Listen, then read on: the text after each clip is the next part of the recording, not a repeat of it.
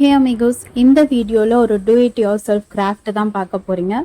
ஒரு birthday gift card அதான் நம்ம பண்ண போகிறோம். எப்படி சிம்பிள் அண்ட் ஈஸியாக, ரொம்பவே டெட் ஈஸியாக எப்படி செய்யலாம், எப்படி gift ஆப்ஷன் பண்ணலான்றதான் நான் ஷேர் பண்ணியிருக்கேன். ஸோ வீடியோ ஃபுல்லாக ஸ்கிப் பண்ணாமல் பாருங்கள். அண்ட் இந்த gift கார்டை வந்து அடல்ட்ஸ் மட்டும் இல்லை, கிட்ஸு கூட ஈவன் அவங்களாவே மேனுவலாக டிசைன் பண்ணிடலாம். அந்தளவுக்கு ஒரு பேசிக்கான எம்ப்ராய்டரி த்ரெட் ஒர்க் டிசைன் தான் நான் இந்த வீடியோவில் ஷேர் பண்ணியிருக்கேன். இதுக்கு வந்து ஒரு கேன்வஸ் பேட் நான் எடுத்திருக்கேன். இது ஆக்சுவலி வந்து எப்படி இருக்கும்னா, ஒரு மாதிரி ரப்பர் ஷீட் மாதிரி இருக்கும். ரப்பர் ஷீட்னா ரொம்ப திக்காக இருக்காது, லைட்டாக ஒரு ரப்பர் ஷீட் மாதிரி இருக்கும். இதை வந்து நம்ம பெயிண்ட் பண்ணுறதுக்கும் யூஸ் பண்ணிக்கலாம், அண்ட் இந்த மாதிரி எம்ப்ராய்டரி ஒர்க்ஸுக்கும் யூஸ் பண்ணிக்கலாம். ரெண்டு பர்பஸுக்குமே இந்த கேன்வஸ் பேட் வந்து யூஸ் ஆகும். இது எல்லா ஸ்டேஷ்னரி ஷாப்லேயுமே இருக்கும். இந்த புக்லெட்டில் வந்து மேக்ஸிமம் 10 ஷீட்ஸ் இருக்குது. அண்டு ஒரு புக்லெட்டோட சைஸுக்கு ஏற்ற மாதிரி ஷீட்ஸ் உங்களுக்கு மாறும். ஸோ உங்களுக்கு எவ்வளோ குவான்டிட்டி ஆஃப் ஷீட்ஸ் இருக்க புக்லெட் வேணுமோ அதுக்கேற்ற மாதிரி நீங்கள் பர்ச்சேஸ் பண்ணிக்கோங்க. And 3 colours of woollen thread எடுத்திருக்கேன். உங்ககிட்ட என்ன கலர்ஸ் அவைலபிளாக இருக்கோ எதுனாலும் நீங்கள் எடுத்துக்கலாம்.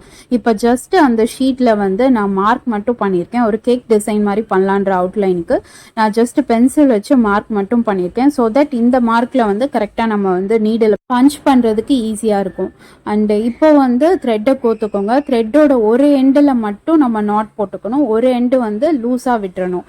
லைக் இது மாதிரி ஒரு எண்டு வந்து ஷார்ட்டாக லூஸாக இருக்கணும், அண்டு இன்னொரு எண்டில் மட்டும் நீங்கள் நாட் போடணும். அப்போ தான் வந்து இந்த த்ரெட் ஒர்க்குக்கு கரெக்டாக வரும். நான் எடுத்திருக்க உள்ளன் த்ரெட் வந்து திக்காக இருக்கிறதுனால நான் சிங்கிள் நாட் மட்டும் போட்டு ஒன்று லூஸாக விட்டுறேன். இன்கேஸ் வந்து உங்களோட உள்ளன் த்ரெட் வந்து தின்னாக இருந்ததுன்னா நீங்கள் வந்து 2 நூலையுமே சேர்த்து நாட் பண்ணி அதுக்கப்புறம் நீங்கள் கோக்க ஆரம்பிங்க. ஒன்றுமே இல்லைங்க, ஜஸ்ட்டு ஒரு எண்டில் வந்து நீங்கள் கீழ் பக்கமாக விட்டு மேல் பக்கமாக எடுத்துட்டு அதை அப்படியே பேரலெல்லாம் அடுத்த லைன் இருக்குல்ல அதுக்குள்ளே வந்து இன்சர்ட் பண்ணணும். அவ்வளோதான் ப்ரொசீஜர்.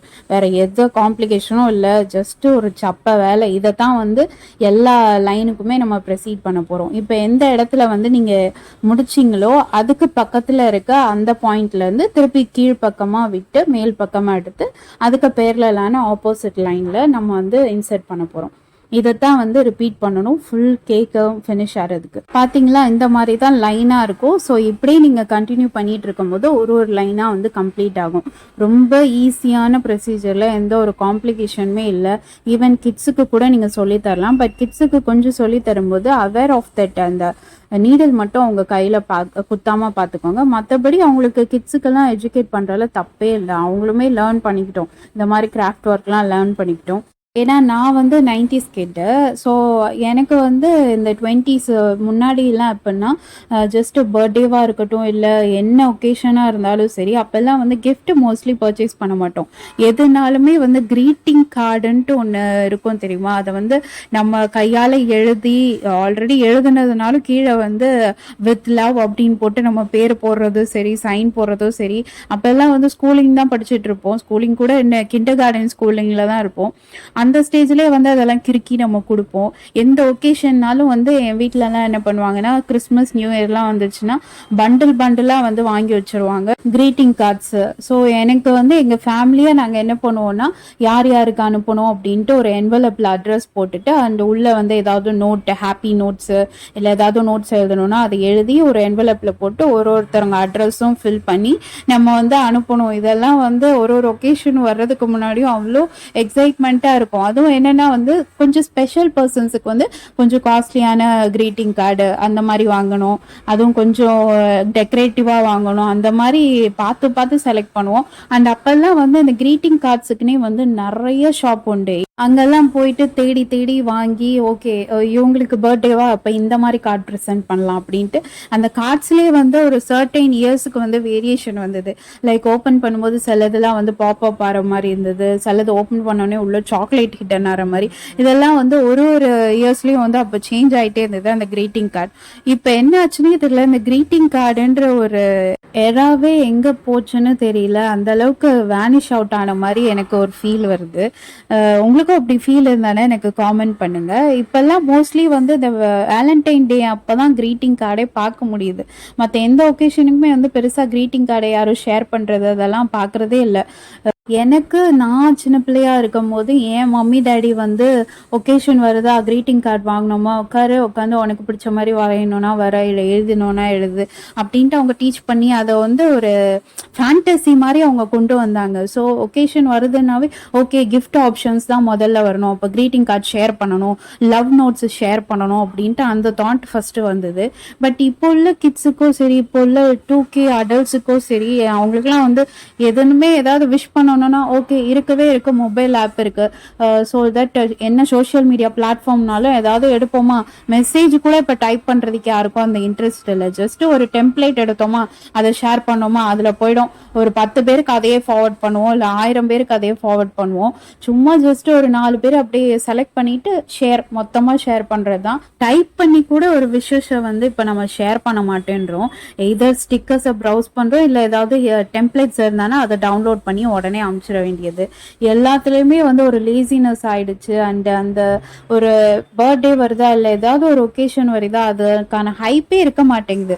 உங்களோட லவ்டு ஒனுக்கு வந்து நீங்கள் ஏதோ கிஃப்ட் பண்ணுறீங்க அப்படின்ற ஹைப்பே இருக்க மாட்டேங்குது. அண்ட் ஸ்பெஷலி இப்போ கிஃப்ட் ஆப்ஷன்னு பார்த்தீங்கன்னா, போகிறோமா வாட்ச் வாங்குறோமா, வாலெட் வாங்குறோமா, பர்ஸ் வாங்குறோமா, ஹேண்ட்பேக் வாங்குறோமா, ஸ்னீக்கர்ஸ் வாங்குறோமா, ஷூ வாங்குறோமா, ஃப்ளாட்டர்ஸ் வாங்குறோமா, இல்லை வேற என்னென்ன எக்ஸ்பென்சிவான கிஃப்ட் இருக்கோ அதெல்லாம் வாங்கி ப்ரெசென்ட் பண்ணுறோமா, அவ்வளோதாங்க கிஃப்ட் அப்படின்னு தோணுது. இல்லைன்னா வந்து ஏதோ ஒரு கேக் வாங்குறோமா, கேக் வாங்கிட்டு அதை கட் பண்ணாமல் மூஞ்சில் பூசி செலிப்ரேட் பண்ணுறோமா, தட்ஸ் இட். இதுதான் வந்து ஷேரிங் ஆஃப் லவ் அப்படின்ட்டு நம்ம கிஃப்ட் பண்ணிட்டு இருக்கோம். But not that. என்னை பொறுத்த வரைக்கும் வந்து ஒரு பர்சனலான எமோஷனில் வந்து நம்ம ஃபில் பண்ணி எழுதி கொடுக்குறோம் தெரியுமா, அதுதான் வந்து ஒரு பர்சனல் டச்சான லவ்வபிள் ஷேரிங்னு நான் சொல்லுவேன். எனக்கு அப்படி தோணுது. பட் உங்களுக்கெல்லாம் அப்படி இருக்குமான்னு எனக்கு காமெண்ட் பண்ணுங்க. இன்கேஸ் நீங்க 90s எரால இருந்து இதெல்லாம் மிஸ் பண்ணியிருக்கீங்க அப்படின்னா காமெண்ட் பண்ணுங்க. அண்ட் வீடியோ பார்த்துட்டு இருக்க நீங்க ஒரு 2K கிட்ஸோட பேரண்டா இருந்தானா please push your 90s memory to your kids. அதுல வந்து நிறைய எமோஷன்ஸ் அண்ட் லவ் எல்லாமே இருந்தது, ஒரு பாண்டிங் இருந்தது. இப்போ 2K கிட்ஸ்க்கு வந்து எனக்கு தெரிஞ்சானா மேபி ஒரு 20% இருக்கலாம் அப்படின்னு தான் ஒரு ஸ்டாட்டிஸ்டிக்ஸ். ஸோ பர்த்டேவோ ஒகேஷனோ வந்து ஜஸ்ட் ஒரு ஸ்டேட்டஸில் ஷேர் பண்ணலாம் முடிஞ்சிடும் அப்படின்ற அந்த எராவை விட்டுட்டு திருப்பி ஓல்டு மெமரிஸை நீங்கள் கொண்டு வரலாமே. அதுக்கு இந்த மாதிரி ஏதாவது ஹேண்ட்மேட் கிராஃப்டை வந்து உங்கள் கிட்ஸுக்கு நீங்கள் பண்ண வைக்கலாம். ஏன் கிட்ஸ் மட்டும்தான் பண்ணுமா, 90s கிட்ஸாக இருக்க நீங்கள் பண்ணிட்டு தானே இருந்தீங்க, இப்போ ஏன் அதை விட்டு போனீங்க? ஸோ இனிமேல் எந்த ஒகேஷன் வந்தாலும் எக்ஸ்பென்சிவாக எதுக்கு காசு செலவு பண்ணி எல்லாம் ஓகே ஃபைன், அதுவும் வாங்கலாம், அதுவும் பண்ணலாம் தான்.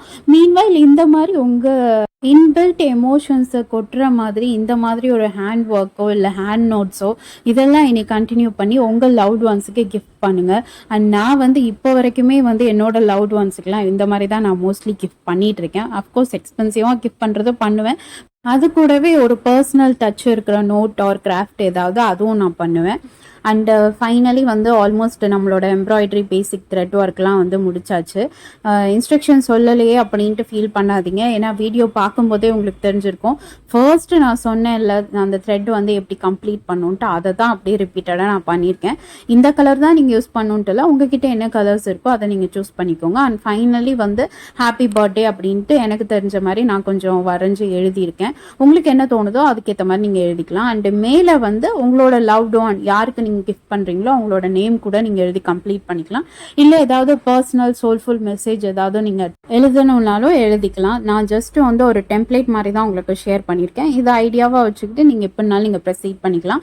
அண்ட் இந்த ஷீட்டில் நீங்கள் பெயிண்ட் பண்ணாலும் சரி, ஸ்கெட்ச் பண்ணாலும் சரி, இல்லை இது மாதிரி த்ரெட் ஒர்க் பண்ணாலும் சரி, லாங் லாஸ்டிங்காக இருக்கும். ஸோ நீங்கள் யாருக்கு கிஃப்ட் பண்ணாலும் அந்த பர்சன் வந்து இதை மெமரபிளாக ப்ரிசர்வ் பண்ணிக்கலாம். ரொம்ப வருஷத்துக்கு வந்து இது லாங் லாஸ்ட் ஆகும். அண்ட் இதை பண்ணுறதுக்கு ஒன்றும் 2 days ஆஃப் டைம் எஃபர்ட்லாம் வந்து வேஸ்ட் ஆகாது. ஜஸ்ட் ½ an hour வந்து வேலை முடிஞ்சிடும்.